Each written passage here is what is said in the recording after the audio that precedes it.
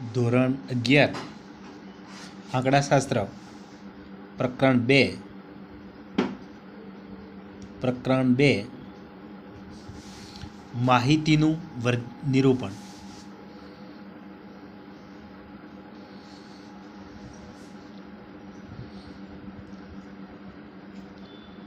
માહિતીનું નિરૂપણ.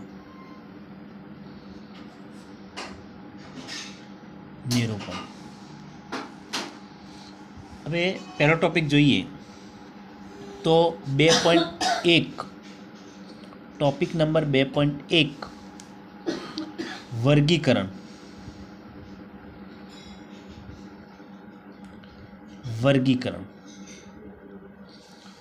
તો અહીંયા આપણે એનો અર્થ અને જરૂરિયાત જોઈએ.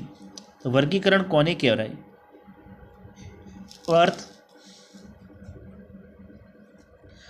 અર્થ અને જરૂરિયાત.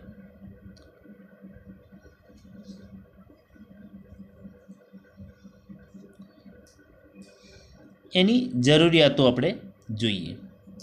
તો પ્રકરણ 2 માહિતીનું નિરૂપણ, ટોપિક નંબર 2.1 વર્ગીકરણ, અર્થ અને જરૂરિયાત. હવે અગાઉના પ્રકરણમાં આપણે જોયું કે આંકડાશાસ્ત્રીય માહિતીમાં મુખ્યત્વે 2 પ્રકારની માહિતી હોય છે. એક જે પ્રકાર જે છે એ માહિતી જે આપણને પ્રાપ્ત થાય છે આંકડાશાસ્ત્રીય માહિતીમાં,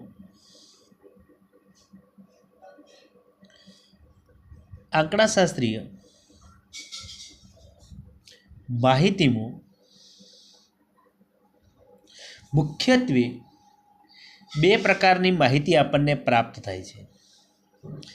એક પ્રકાર જે છે એ પ્રકાર સંખ્યાત્મક માહિતી.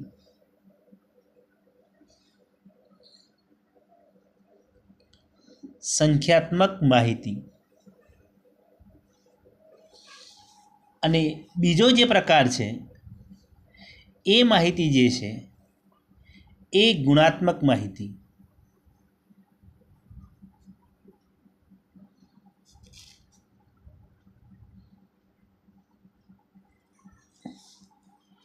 હવે આપણે જોઈએ તો જે સંખ્યાત્મક માહિતી એ સંખ્યાત્મક ચલને આધારે મેળવેલી હોય છે, જ્યારે ગુણાત્મક માહિતી એ ગુણાત્મક ચલને આધારે મેળવેલી હોય છે.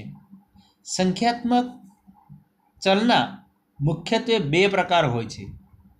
મિત્રો અહીંયા આપણે જોઈએ તો આંકડાશાસ્ત્રીય માહિતી જે છે એની અંદર આપણે જોઈએ તો 2 પ્રકારો પડે છે. એક સંખ્યાત્મક માહિતી અને બીજી ગુણાત્મક માહિતી. હવે સંખ્યાત્મક માહિતી જે છે એમાં ચલ હોય છે અને ચલના મુખ્યત્વે 2 પ્રકાર પડે છે. સંખ્યાત્મક માહિતીની અંદર ચલ હોય છે. મિત્રો એક બીજી વાત તમને કહી દઉં, ધોરણ જે 10મા સુધી તમે ભણ્યા તેમાં તમે ચલો વિશે અભ્યાસ કર્યો છે. ચલ અને અચલ. ચલ એ જે છે પોતાની કિંમતો એ બદલી શકે છે. જેમાં આપણે લખતા હતા એક્સ, વાય, ઝેડ, આવા જે સ્મોલ લેટર લખતા હતા, એ જે સ્મોલ લેટર છે એને ચલ તરીકે ઉપયોગ થાય છે. હવે અહીંયા અચલ પણ આવતા હતા. એક્ઝામ્પલ એક થોડીક ચર્ચા આપણે કરી નાખીએ. થોડાક આપણે આગળના ધોરણોમાં જઈએ તો આપણે આવું લખતા હતા એક્સ વત્તા બીવાય વત્તા સી ઇક્વલ ટુ 0. આવું આપણે ભણ્યા હતા 10માની અંદર.